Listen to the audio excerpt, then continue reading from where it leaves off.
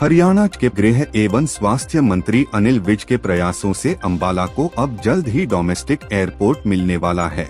इससे जहां अंबाला के व्यापारियों सहित लोगों में खुशी की लहर है कि इस डोमेस्टिक एयरपोर्ट से वे रोजाना व्यापारिक शहरों में जाकर खरीदारी कर सकेंगे।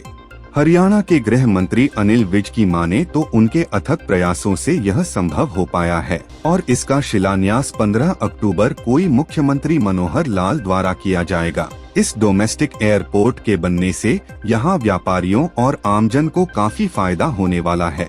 यह डोमेस्टिक एयरपोर्ट एयरफोर्स स्टेशन की हवाई पट्टी के साथ बनने से यात्री यहीं से सुरक्षा की दृष्टि से चेक आउट करेंगे और बस के माध्यम से उन्हें एयरफोर्स स्टेशन के अंदर विमान तक हवाई पट्टी के पास ले जाया जाएगा। उन्होंने बताया कि सिविल एन्क्लेव को शुरुआती दौर में एडहॉक आधार पर संचालित किया जाएगा, उसके बाद इसके संचालन में विस्तार किया जाएगा। नहीं, ये बहुत बड़ी उपलब्धि है किसी शहर में एयरपोर्ट का निर्माण। विकास से कारोबार बढ़ता है, रोजगार बढ़ता है। बड़े बड़ी इंडस्ट्रियां जो यहाँ पर अब हमें संभावना है कि जो हमने रिंग रोड बनाई है उसके साथ साथ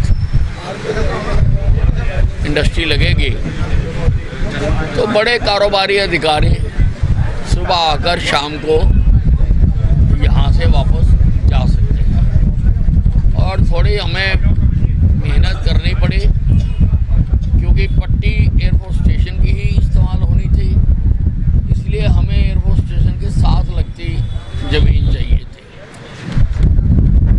वो काफ़ी प्रयास के बाद हमें 20 एकड़ जमीन 133 करोड़ में हमें दे दी गई।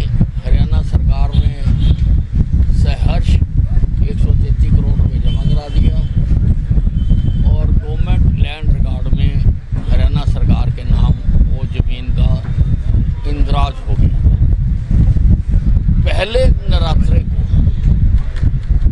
हम इसका शिलान्यास करेंगे।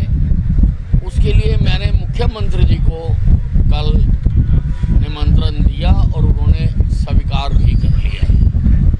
इसके टेंडर भी खुल चुके हैं।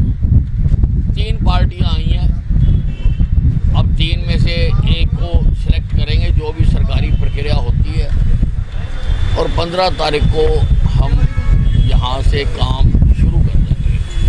पहले छोटा एन्क्लेव बनाएंगे क्योंकि देखेंगे कि कितनी यहाँ से सवारियाँ आती हैं।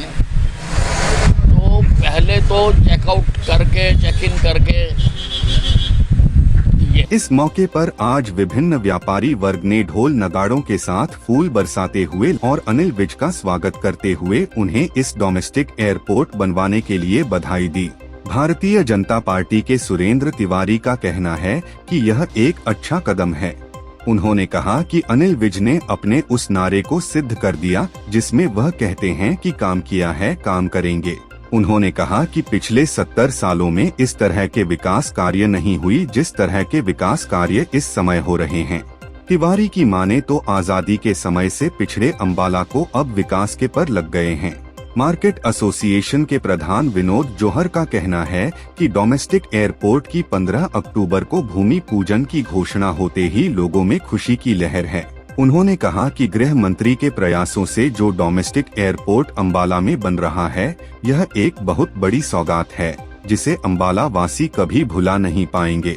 उन्होंने कहा कि पहले भी अंबाला में बहुत विकास कार्य हुए हैं, लेकिन इस डोमेस्टिक एयरपोर्ट के बनने से व्यापार में दिन दूनी रात चौगुनी उन्नति होगी।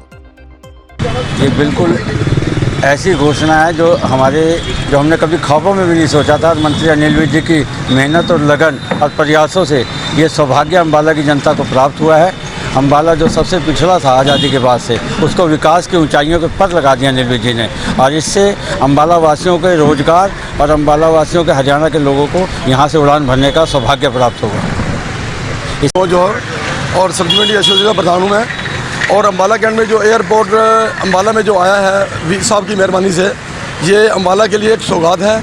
और इस एयरपोर्ट आने से अम्बाला में तरक्की होगी, कारोबार बढ़ेगा, व्यापार बढ़ेगा और अम्बाला वासी इस एयरपोर्ट की वजह से अम्बाला कैंट में बहुत विकास हुए हैं।